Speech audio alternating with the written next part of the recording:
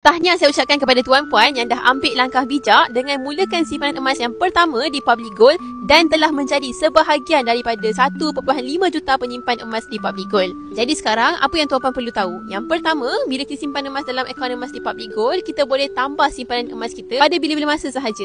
Tak ada had jumlah dan tak ada had waktu.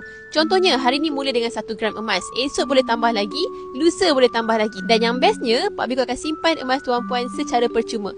Tak ada apa-apa charge simpanan. Kalau tuan puan nak keluarkan emas tuan puan dalam bentuk emas fizikal, mudah je. Tekan je button withdraw dan emas yang disimpan akan dihantar kepada tuan puan dalam bentuk fizikal. Yang kedua, tetapkan target simpanan emas tuan puan. Contoh, ada yang simpan emas untuk kahwin. Buat target untuk kumpul 100 gram emas. Bila ada target, kita akan lebih fokus dan konsisten untuk capai impian. Yang ketiga, jangan risau tentang naik turun harga emas. Dalam jangka masa yang pendek iaitu 2 tahun ke bawah, harga emas memang akan ada pasang surut. Tapi untuk jangka masa yang panjang iaitu 2 tahun ke atas, harga emas confirm akan naik. Jadi tak perlu risau, teruskan simpan, alihkan duit tuan puan ke dalam bentuk emas untuk mempercepatkan proses pertambahan simpanan emas.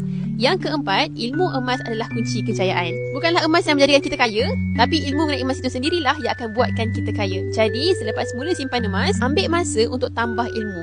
Tuan puan boleh baca buku wang emas yang ditulis oleh guru emas saya, Tuan Muhammad Zulkifli Syafiee, yang mana boleh didapati di seluruh kedai buku.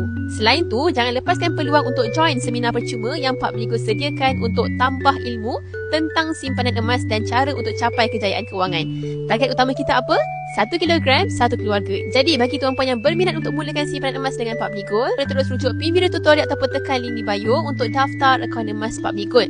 Saya akan bimbing tuan puan dengan langkah dan cara yang terbaik dalam simpanan emas. Teruskan follow saya untuk dapatkan ilmu mengenai emas dan keuangan.